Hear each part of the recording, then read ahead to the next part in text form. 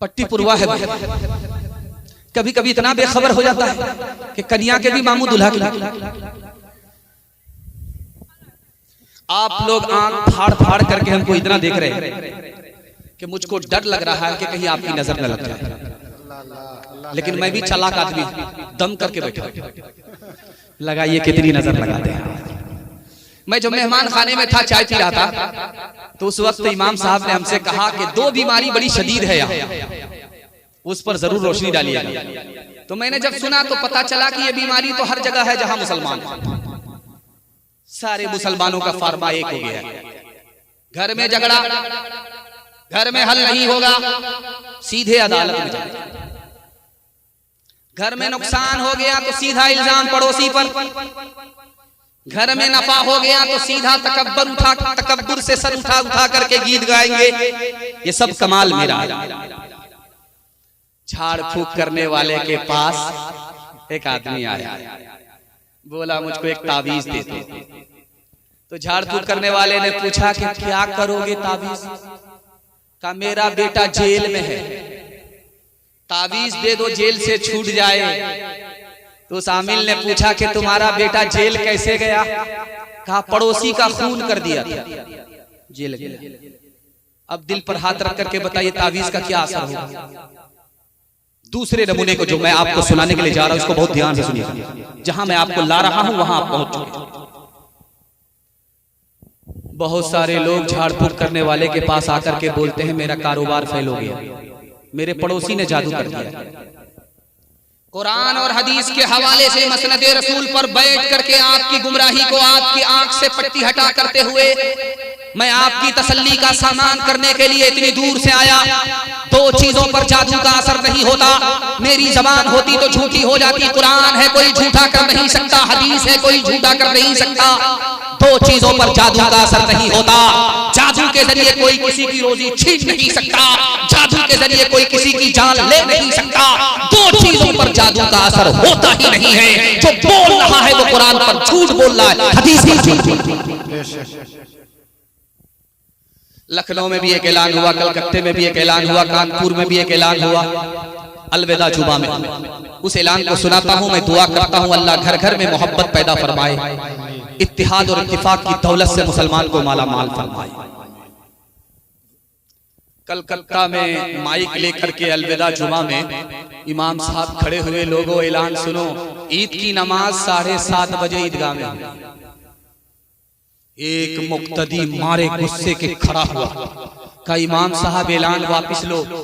ईद की नमाज अगर मस्जिद में पढ़ोगे मैं तुम्हारे साथ पढ़ूंगा, अगर ईद की नमाज ईदगाह में पढ़ोगे मैं कभी नहीं पढ़ूंगा। इमाम साहब को भी झटका लगा, करीब बुला करके कहा कि भाई क्या मामला है? ईद की नमाज तो ईदगाह में पढ़ी जाती है, तुमको क्या परेशानी है ईदगाह में नमाज पढ़ने से? तो खफा होकर के कहता है परेशानी की बात करते हैं आप? मेरा भाई जिससे 10 साल से केस चल रहा है वो ईदगाह में नमाज पढ़ता है, वो मनहूस जब तक ईदगाह में नमाज पढ़ेगा मैं पढ़ूंगा। अब इमाम साहब को समझ में आ गया कि इनके घर का मामला है, झगड़ा है। तो इमाम साहब ने कहा इसमें परेशान होने की क्या बात है, मैं तुम्हारा झगड़ा 2 मिनट में हल कर देता हूं। वो भी ईदगाह में नमाज पढ़ेगा एक किनारे, तुम भी ईदगाह में नमाज पढ़ोगे एक किनारे। जब नमाज खत्म हो जाएगी तुम एक रास्ते से चले जाना, वो एक रास्ते से चला जाएगा। सांप भी मर गया, लाठी भी न टूटी।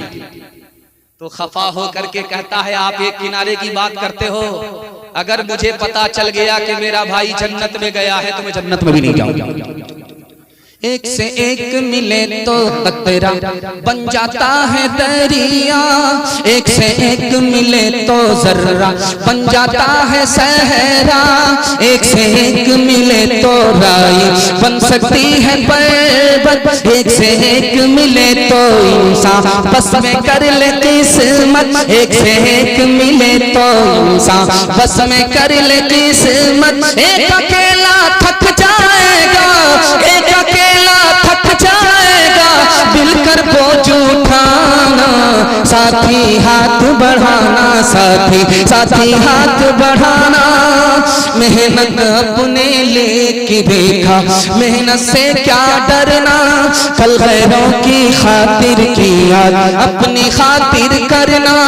दुख दुख भी अपना एक है साथी, सुख भी अपना एक, अपनी मंजिल सच की मंजिल अपना रास्ता ने, एक अकेला थक जाएगा मिलकर बोझ उठाना, साथी हाथ बढ़ाना, साथी हाथ बढ़ाना। मिल करके जिएंगे, माफ करेंगे बदला नहीं लेंगे, मदद देंगे मदद से हाथ नहीं खींचेंगे, मोहब्बत करेंगे नफरत नहीं करेंगे, हाथ उठाइए इंशाअल्लाह। दामाद बेटी का जेल होगा, दामाद बेटी का झगड़ा होगा, दामाद सीधा जेल जाएगा, हाथ उठाइए इंशाअल्लाह। खैर माशाअल्लाह भी दामाद भी नहीं बना, लेकिन ससुर का फर्ज अदा करने के लिए हाथ उठा रहा है। बस आखिरी पैगाम मर्दों के हवाले से, आप इतनी मोहब्बत में सुन रहे हैं कि मुझे यकीन है कि आप इतने प्यासे हैं कि मैं 2-2 घंटा अगर आपको सुनाता रहूंगा फिर भी आपकी प्यास नहीं बुझेगी। और बगल में कब्रिस्तान होगा तो सबसे पहले मेरा ही जनाजा होगा। 4 आदमी चाय की दुकान में चाय पी रहे थे, उसमें एक आदमी हरिजन था, दूसरा उसमें था आदिवासी, वो भी हिंदू था, तीसरा उसमें ब्राह्मण था, चौथा उसमें मुसलमान था। 4 आदमी चाय की दुकान।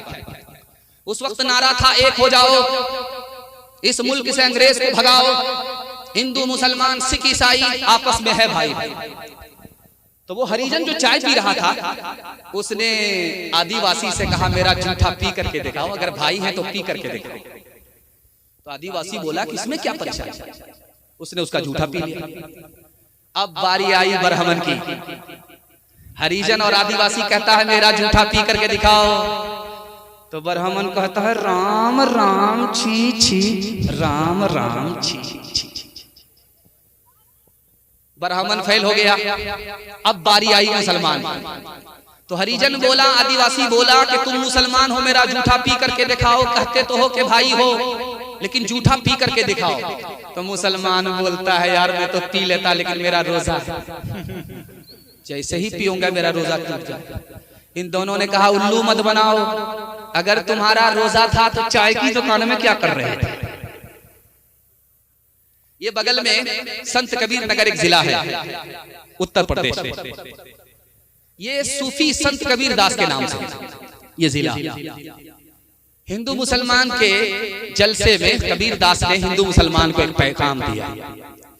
एक तरफ हिंदू बैठे हुए थे, दूसरी तरफ मुसलमान थे। तो कबीर दास ने उसमें चैलेंज किया कि किसी भी मुसलमान को खड़ा करके एक बात पूछो, वो जवाब यही देगा कि दुनिया जाने वाली है। हिंदू को खड़ा करके पूछो कि ये दुनिया जाने वाली है, तो वो भी बोलेगा जाने वाली है। तो कबीर दास ने हिंदू को खड़ा करके पूछा कि दुनिया जाने वाली है, दिल पर हाथ रख करके बताओ। उसने सर पर हाथ रख करके कहा कि दुनिया जाने वाली है। मुसलमान को खड़ा करके कहा कि बताओ ये दुनिया जाने वाली है। उसने कुरान की आयत पढ़ करके सुना दिया कुल्लु मन अलैहा फान, ये दुनिया जाने वाली है। अब कबीर दास ने हिंदू मुसलमान को इत्तेहाद का दर्स देते हुए कहा कि जो चीज जाने वाली होती है उस पर कोई झगड़ा नहीं करता।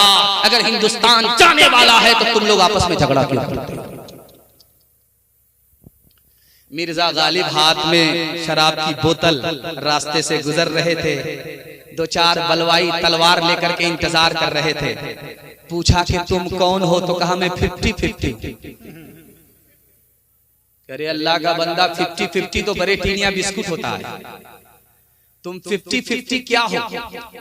तो मिर्जा गालिब बड़े अदीब आदमी थे, उन्होंने अदब से कहा, बड़े जरीफ आदमी थे, जराफत से कहा मैं आधा हिंदू हूं आधा मुसलमान। अब वो फसादियों को और चक्कर आ गया कि भाई ये आधा हिंदू आधा मुसलमान कैसे हो। मिर्जा गालिब समझते थे कि अगर मैं मुसलमान बोलूंगा और पूछने वाला हिंदू है तो मार देगा, अगर मैं हिंदू हूं हिंदू बोलूंगा तो ये मारने वाला मुसलमान होगा तो मार देगा। तो उसने कहा मैं आधा हिंदू हूं आधा मुसलमान।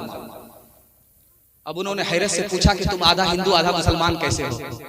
तो कहा शराब पीता हूं आधा हिंदू हूं, सुअर नहीं खाता आधा मुसलमान। ईश्वर अल्लाह तेरे नाम सबको सन्मति दे भगवान। इस धरती पे बसने वाले सब हैं तेरी गोद के पाले, सब है तेरी गोद के पाले, कोई नीच न कोई महान, सबको सन्मति दे भगवान। जन्म का कोई मोल नहीं है, जन्म मनुष्य का तोल नहीं है, जन्म मनुष्य का तोल नहीं है, करम से है सब की पहचान, ईश्वर अल्लाह तेरे नाम। हाफिज दिशान साहब जब आए थे तो सामईन से कह रहे थे नारा लगाइए, तो बड़ा कच्चा नारा था, कमजोर नारा था, तो उन्होंने कहा कि इतनी आवाज तो औरतों के पिंडाल से आ रही है, लेकिन अल्लाह का शुक्र है बयान चल रहा है तो उनका बयान खत्म हो गया, लेकिन हम उनका बयान अब शुरू करने वाले हैं। यहां से लेकर के वहां तक आप लोग सुनने के लिए तैयार? बहन से ज्यादा साली पर मेहरबान हाथ उठाइए इंशाअल्लाह। साली का तो जवाब ही नहीं है। ध्यान से सुनिएगा, तेजी के साथ निकल जाएगा। बड़ा खूबसूरत जलता चलते ही चलते निकल गया। सिर्फ 5 मिनट का जलसा आपका बाकी रह गया। इतनी मोहब्बत में डूब करके आपने सुना कि मुझे भी पता नहीं चला, आपको भी पता नहीं चला। एक औरत सड़क पर जब आई तो उसके पीछे एक लड़का आया। लड़का कुरान की आयत पढ़ करके कहता है ज़य्यन्नाहा लिन्नाज़िरीन, देखने की चीज तो ये है, इसलिए घर से निकल करके इसके पीछे आ गया। लड़की उससे ज्यादा पढ़ी लिखी थी, 100 चोट सोनार की, 1 चोट लोहार की। लड़की ने कुरान की आयत पढ़ करके कहा हफिज़नाहा मिन कुल्ली शैतानिर रजीम, हर शैतान से मैं अल्लाह की पनाह मांगता हूं। 2 चीजों की घर में हिफाजत होती थी आज से 40 साल 50 साल पहले। 2 चीजों की घर में हिफाजत होती थी। 1 मिनट का नमूना आपकी खिदमत में मैं दुआ करता हूं, अल्लाह हमारी मां बहनों की ईमान और आबरू की कदम कदम पर हिफाजत फरमाए। 2 चीजों की हिफाजत घर के अंदर होती थी। दौलत घर के अंदर रखी जाती थी ताला लगा करके संदूक में हिफाजत से, और दूसरी औरत की हिफाजत घर के अंदर होती थी। उसके लिए हर काम बाहर मर्द करता था, औरत घर के अंदर होती थी। 40 साल के बाद का इंकलाब देखिए, जमाना बदल गया। घर की दौलत घर से निकल करके बैंक में पहुंच गई, घर की औरत घर से निकल करके बाजार में गई, बाजार में गई तो आबरू अलग गई, ईमान अलग गया। आप देखेंगे कुछ औरत को नकाब होता है और कुछ औरत को बुर्का होता है। इस बुर्के को नकाब को इस्लाम में इस्तिलाह में क्या कहते हैं? तो लिखा कि इसको इस्लाम की ज़बान में सत्तारुल उयूब कहते हैं। अगर औरत नकाब के साथ इस दुनिया में जिंदा है, बुर्के के साथ इस दुनिया में जिंदा है, तो इस बुर्का और नकाब की बरकत से अल्लाह उसके एक एक ऐब को छुपाता है। इस हाल में अगर औरत मर जाए, खुदा के पास पहुंचे, तो कयामत में अल्लाह इस बुर्के की बरकत से उसके एक एक गुनाह को माफ फरमा देता है।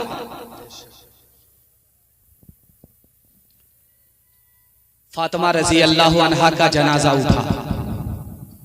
उन्होंने इससे पहले वसीयत की, जब मेरा जनाजा उठे तो मुझको रात में दफन करना, दिन में नहीं। पूछने वाले ने पूछा कि रात में दफन होने की वसीयत क्यों कर रही हो? कहा कि जब रात में मुझको दफन किया जाएगा और मेरे जनाजे पर छतरी होगी तो कोई भी जनाजे को देख करके ये अंदाजा नहीं उठा सकेगा कि ये औरत लंबी थी या नाटी थी, मोटी थी या पतली थी। अगर ये अंदाजा उठा लिया तो मरने के बाद भी मैं बेपर्दा हो गई। मैं चाहती हूँ जीते जी भी बापर्दा रहूं, मरने के बाद भी बापर्दा। लड़की आगे आगे है, लड़का पीछे है।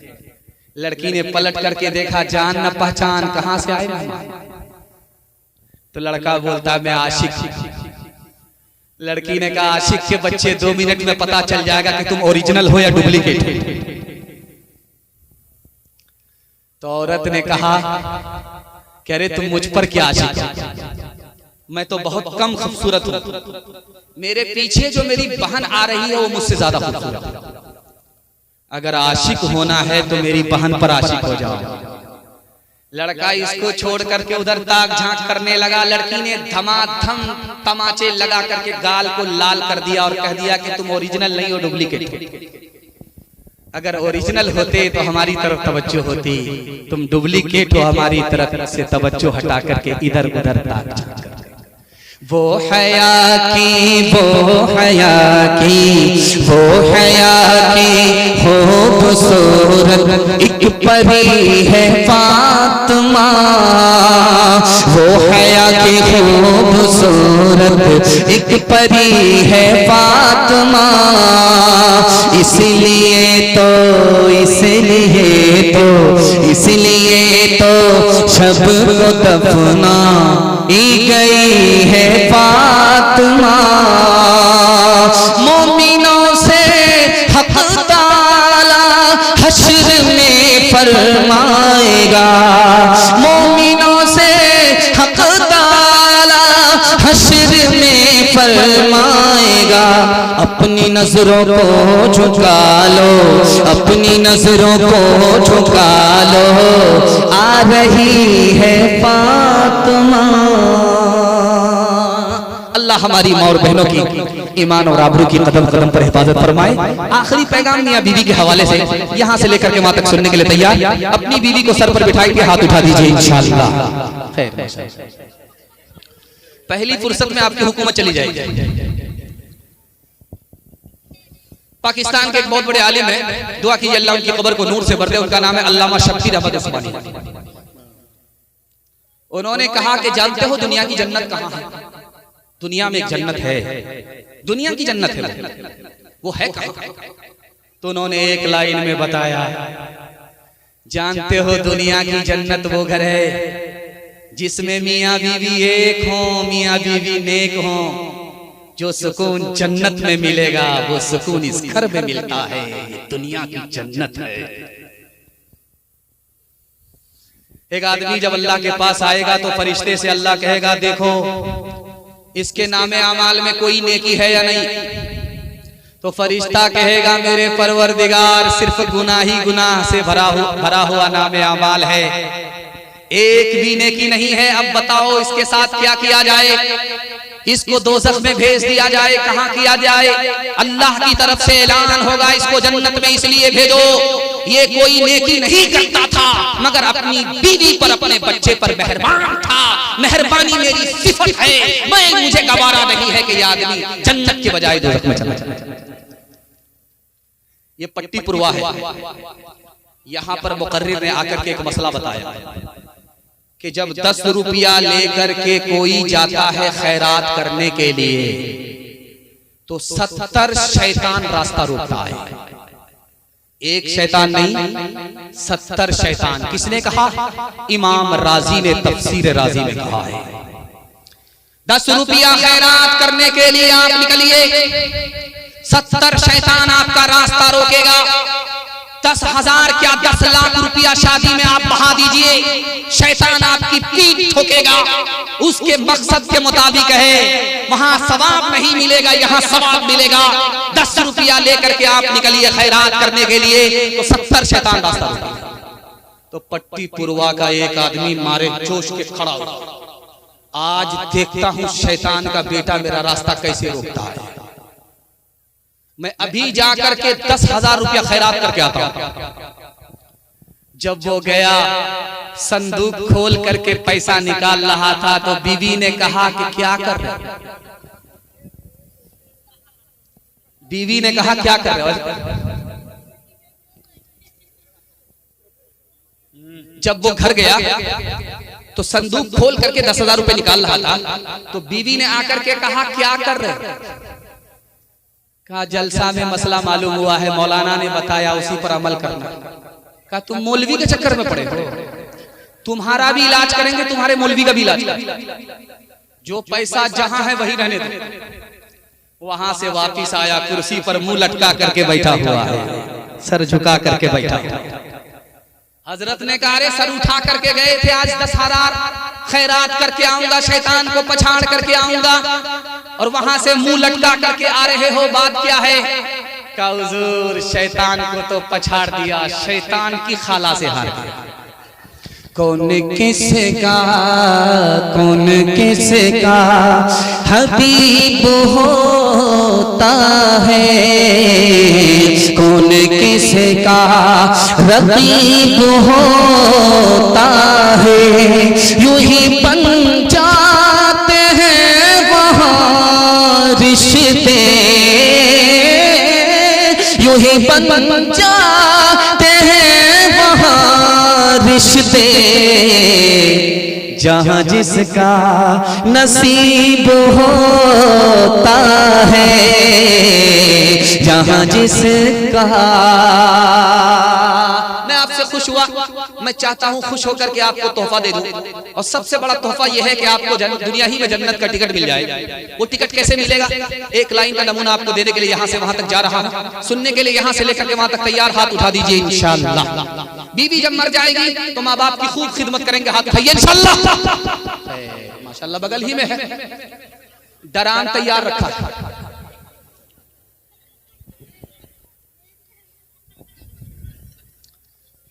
तीन आदमी के सामने कोई बड़ा नहीं हो सकता। दुनिया में कोई कितना ही पैसा वाला हो जाए, कितना ही इल्म वाला हो जाए, तीन आदमी के सामने वो छोटा ही होगा, बड़ा नहीं हो सकता। जानते हैं पहला आदमी, हाकिम जब कुर्सी पर बैठ जाए तो प्रधानमंत्री को भी उसके सामने खड़ा रहना पड़ता है। हाकिम का रुतबा प्रधानमंत्री से भी बड़ा है। और दूसरा आदमी जिसके सामने सब छोटे होते हैं, बड़े नहीं होते, उस्ताद नूरानी कायदा का है और शागिर्द शेखुल हदीस है। जब वो शेखुल हदीस अपने नूरानी कायदा के उस्ताद के सामने आएंगे, उनका कद छोटा ही होगा, बड़ा हो नहीं सकता। कितना ही पैसा वाला हो जाए, कितना ही इल्म वाला हो जाए, माँ बाप अगर जिंदा है तो माँ बाप के सामने बेटे का रुतबा छोटा ही होता है, बड़ा हो नहीं सकता। माँ बाप का रुतबा इतना बड़ा है कि बेटे का कद माँ बाप के आगे छोटा। किसी जवान को जब देखिए कि कुर्सी पर बैठा है, गाल पर हाथ है, तो समझ जाइए कि जरूर दाल में काला। जवान कुर्सी पर बैठा है, गाल पर हाथ है। अल्लाह के रसूल ने पूछा, अरे जवान क्या हुआ, कोई घोटाला तो नहीं हुआ? कहा या रसूल अल्लाह बहुत बड़ा गुनाह हुआ। कहा कितना बड़ा? कहा जमीन से बड़ा। कहा कितना बड़ा? कहा आसमान से बड़ा। कहा कितना बड़ा? कहा अर्श से बड़ा।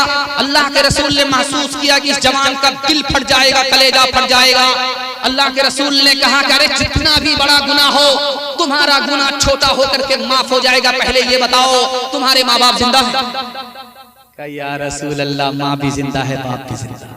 का मसला हल है, दौड़ करके जाओ, बाप की दाढ़ी पकड़ो, दौड़ करके जाओ, माँ के पांव पकड़ो, अपने गुनाह की माफी के लिए माँ बाप से दुआ कराओ। तुम्हें पता नहीं माँ बाप का मकाम तुम्हारे अल्लाह के यहाँ कितना बड़ा है। अगर तुम्हारे गुनाह की माफी के लिए तुम्हारे माँ बाप ने हाथ उठाया, जो गुनाह अर्श से बड़ा है वो माँ बाप की दुआ के सदक़े में छोटा होकर के माफ होगा।